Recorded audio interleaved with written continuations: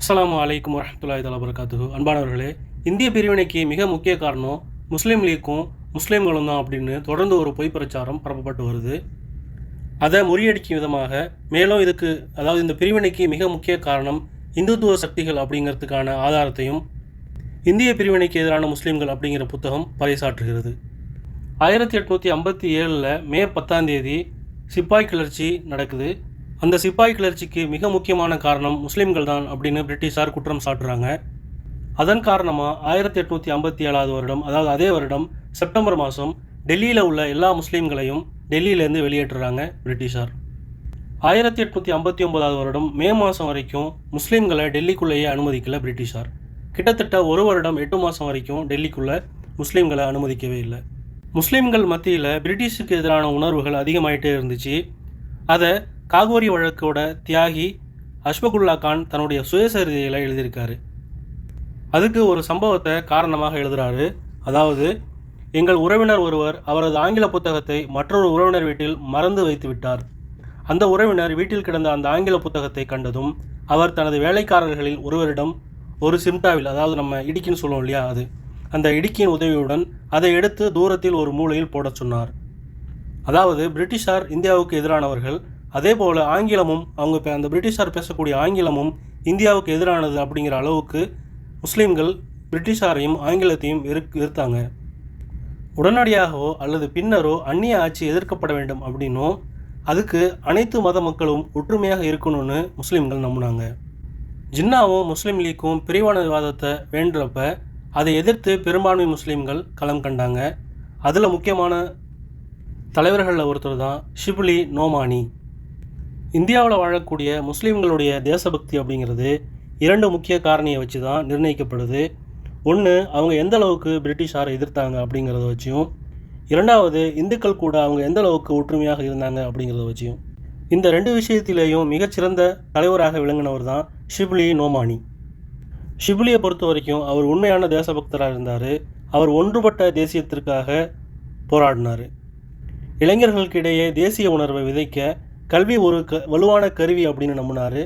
அதன் காரணமாக 1883 ஆசம்கரியில் தேசிய பள்ளி அப்படிங்கிற ஒரு பள்ளிக்கூடத்தை நிறுவினார்.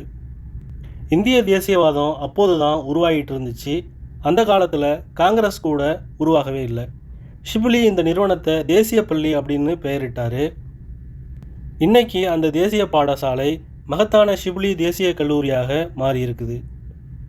ஷிப்லி நோமானியை பொறுத்த வரைக்கும் இந்துக்களுக்கும் குறிப்பாக காங்கிரஸுக்கும் ஒத்துழைப்பது அப்படிங்கிறது அவருடைய முக்கிய கருத்தாக இருந்துச்சு.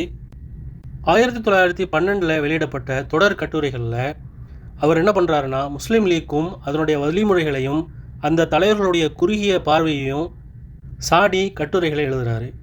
அதுபோக முசல்மானே கி பொலிட்டிக்கல் கர்வத் அப்படிங்கிற ஒரு உருது மொழியில் எழுதப்பட்ட கட்டுரை, அதாவது முஸ்லீம்களின் அரசியல் நிலைப்பாட்டின் மாற்றம் அப்படிங்கிற ஒரு கட்டுரையில் முஸ்லீம்கள், அதுவும் குறிப்பாக வட இந்தியாவை சேர்ந்த முஸ்லீம்கள் அரசியலில் ஆர்வமற்றவங்களாக இருக்காங்க அப்படின்னு தன்னுடைய வருத்தத்தை தெரிவிக்கிறாரு ஷிப்லி. இந்த சூழ்நிலையில் சர் சையது தலைமையிலான அலிகார் இயக்கம் முஸ்லீம்களை காங்கிரஸில் இணைவதை தடுக்குது. இதன் காரணமாக அரசியலை பற்றி முஸ்லீம்கள் தெரிஞ்சிக்க முடியாமல் போகுது. அப்படிங்கிறதால சர் சையது தான் இந்த அறியாமைக்கு காரணம் அப்படின்னு சர் சையது அவங்கள குற்றம் சாட்டுறாரு. அதே நேரம் சர் சையது என்ன சொல்கிறாருன்னா, முஸ்லீம்கள் காங்கிரஸில் இணைவது அப்படிங்கிறது கடலில் கலக்கிற ஆறு போல் முஸ்லீம்களுடைய இருப்பை காணாமல் ஆக்கிடும் அப்படின்னு சொல்கிறாரு. இருந்தபோதும் சர் சையதை ஷிப்லி அவர் விமர்சிச்சுக்கிட்டே இருக்கிறதோடு மட்டும் இல்லாமல் முஸ்லீம் லீக்கோட முரண்படுறாரு பல விஷயங்களில். முஸ்லீம் லீக் அப்படிங்கிறது செல்வத்தையும் அதிகாரத்தையும் வழிபடக்கூடிய முஸ்லீம்களில் ஒரு பிரிவினருடைய அமைப்பாகும். தலைவர்லேருந்து உறுப்பினர்கள் வரைக்கும் எல்லா பதவிகளுக்கும் தங்க முலாம் பூசப்பட்ட நபர்களே தேடுது. தஸ்தி கரம் அல்லது பணக்காரர்களின் இசைக்கு நடனமாடிய கட்சி அப்படின்னு முஸ்லீம் லீக்கை விமர்சிக்கிறாரு இந்த ஷிப்லி. முஸ்லீம் லீக்கின் உறுப்பினர் பதவிக்கு கலெக்டர் பகதூருடைய முன் அனுமதி பெற வேண்டும் அப்படிங்கிறத சுட்டி காட்டி விமர்சிக்கிறாரு ஷிப்லி. அதுபோக இரவும் பகலும் கூச்சல்கள், இந்துக்கள் நம்மை ஒடுக்குகிறார்கள், நாம் அணிதிரள வேண்டும், இதுதான் ஒவ்வொரு நாளும் பரப்பப்படும் விஷமம், தூண்டிவிடப்படும் உணர்ச்சி, இது ஒன்றுதான் முஸ்லீம் லீக்கின் உண்மையான முகம் அப்படின்னும் விமர்சனம் செய்கிறாரு. ஷிப்லியை பொறுத்த வரைக்கும் இந்து முஸ்லீம் ஒற்றுமை எப்போதும் தேவை. கிராமங்களுக்கு சென்று இந்துக்களுக்கும் முஸ்லீம்களுக்கும் இடையே நிலவும் சகோதர உணர்வுகளை நீங்களே பாருங்கள். இரு சமூகங்களும் ஒருவருக்கொருவர் குடும்ப உறவுகளால் பிணைக்கப்பட்டவர்கள் போல மற்றவர்களுடைய நிகழ்ச்சிகளில் பங்கேற்கிறாங்க அப்படின்னு சொல்கிறாரு. இந்துக்களுக்கும் முஸ்லீம்களுக்கும் இடையே வகுப்புவாத போட்டியை தவிர்க்கும் வகையில் மௌலவி அமீர் அலி என்ன சொன்னாரோ அதை அவர் ஏற்றுக்கிறாரு. அதாவது இந்துக்கள் முஸ்லீம்கள் ஆகிய இரு தரப்பினரையும் பாதிக்கும் பிரச்சனைகளில் ஒரு கூட்டு அமைப்பு ஏற்படுத்தப்பட வேண்டும். வைஸ்ராயை சந்திக்க அமைக்கப்படும் குழுக்களில் இந்துக்களும் முஸ்லீம்களும் இருக்கணும் அப்படிங்கிறத வலியுறுத்துறாரு.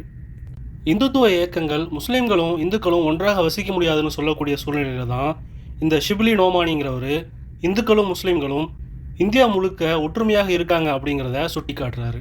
ஷிப்லி நோமானி முஸ்லீம் லீக்குக்கு எதிராக பல உருது கவிதைகளை எழுதியிருக்காரு. முஸ்லீம் லீக்கை குறித்து இது அரசாங்கத்தால் ஆதரிக்கப்படுவதுடன் இது பணம் படைத்தவர்களுடைய கட்சியானது அப்படின்னு சொல்லியிருக்காரு. அதே போல் இதனுடைய குணங்களை பற்றி யாராவது கேட்டால் அது சமூகத்துடைய ராட்சசன், அத்துடன் ஆட்சியாளர்களுக்கு அடிபணிந்ததும் கூட அப்படின்னு சொல்லுங்கன்னு தன்னுடைய கவிதைகளில் எழுதி வச்சிருக்காரு. எப்போதாவது நமது அவல நிலையை ஆட்சியாளர்களுக்கு தெரிவிக்குமாறு நான் லீக்கை கேட்டுக்கொண்டேன் அப்படின்னு சொல்கிறாரு. இதன் மூலம் அவர் சொல்ல வருவது என்னன்னா, அடித்தட்டு மக்களுக்கான பிரச்சனையை பற்றி அரசாங்கத்திடம் முஸ்லீம் லீக் பேசுறதில்லை அப்படிங்கிறத சொல்கிறாரு. மேலும் போலீஸ் அத்துமீறல்கள் பற்றியும் நீதிமன்ற வழக்குகளால் ஏற்படக்கூடிய அமைதியின்மையை பற்றியும் முஸ்லீம் லீக் அரசாங்கத்துக்கு எடுத்து சொல்லுங்க அப்படிங்கிறதையும் முஸ்லீம் லீக்கிடம் கேட்டுக்கொண்டவனாக கவிதைகளில் எழுதுகிறாரு. மேலும் விவசாயிகள் வாழ விதிக்கப்பட்டிருக்கும் பயங்கரமான மற்றும் துயரமான வாழ்க்கை நிலையை பற்றியும் முஸ்லீம் லீக் பிரிட்டிஷாரிடம் எடுத்துரைக்கணும் அப்படின்னு தன்னுடைய கவிதைகள் மூலமாக முஸ்லீம் லீக்கை சாடுறாரு இந்த ஷிப்லி நோமானி என்ற அறிஞர். 1857 பிறந்த இவர் 1914 இறக்குறாரு. தன்னுடைய வாழ்நாள் முழுக்க இந்து முஸ்லீம் ஒற்றுமைக்காகவும் பிரிட்டிஷாரை எதிர்க்கிறதுக்காகவும் பாடுபட்ட மிக முக்கிய தலைவர்களில் இவரும் ஒருத்தவர். இன்றைய உத்தரப்பிரதேச மாநிலத்தில் உள்ள ஆசம்கர் அப்படிங்கிற மாவட்டத்தில் தான் இவர் பிறந்தார். இவரை போலவே மேலும் பல தலைவர்கள் இந்திய பிரிவினைக்கு எதிராகவும் பிரிட்டிஷாருக்கு எதிராகவும் பாடுபட்டிருக்காங்க. அவங்கள பற்றி அடுத்தடுத்த வீடியோக்களில் பார்க்கலாம் இன்ஷா அல்லாஹ். இந்த வீடியோ பிடிச்சிருந்தா லைக் பண்ணுங்கள், ஷேர் பண்ணுங்கள். உங்களுடைய ஆக்கப்பூர்வமான கருத்துக்களை கமெண்ட் பாக்ஸில் எழுதுங்க. நன்றி, வாழ்த்துக்கள். அஸ்ஸலாமு அலைக்கும் வரஹ்மத்துல்லாஹி தஆலா வபரகாத்துஹு.